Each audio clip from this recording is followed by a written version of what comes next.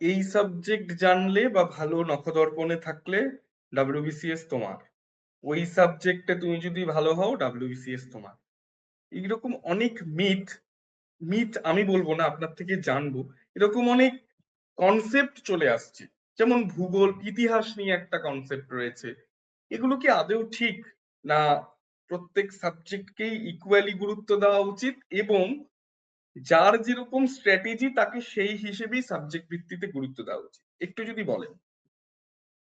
সত্যি একটা সময় হয়তো ছিল যে যখন, সেটাও আজ থেকে মানে 17-18 বা তারও আগে, যখন একটা সাবজেক্ট আমার খুব ভালো, একটা সাবজেক্ট একটু কম, সেটা দিয়েও কিন্তু চাকরি হতো।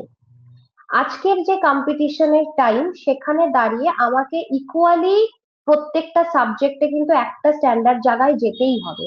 কোনোটা আমি মারাত্মক 170 পাচ্ছি আর কোনোটাই শুধু 70 পাচ্ছি, এটাতে কিন্তু চাকরি এনশিওর করা মুশকিল।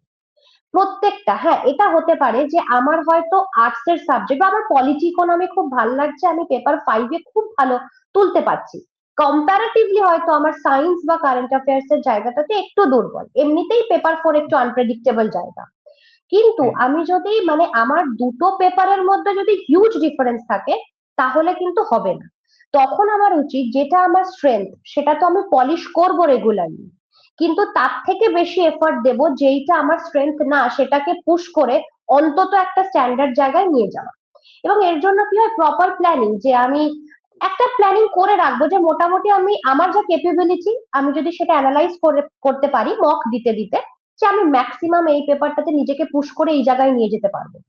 তাহলে সেটাকে কনসিডার করে আমি একটা কিউমুলেটিভ মার্কসের টার্গেট সেট করব, যে আমি এই অবধি পড়াশোনাটা করব। কিন্তু মোরাল অফ দ্য স্টোরি হচ্ছে, আমি একটাতে খুব ভালো, একটাতে অনেকটা মানে একদমই ভালো না, এটা দিয়ে কিন্তু এখন আর চাকরি ইনশিওর করা যাবে না। সব কটাতে আমাকে একটা স্ট্যান্ডার্ড অবধি যেতেই হবে।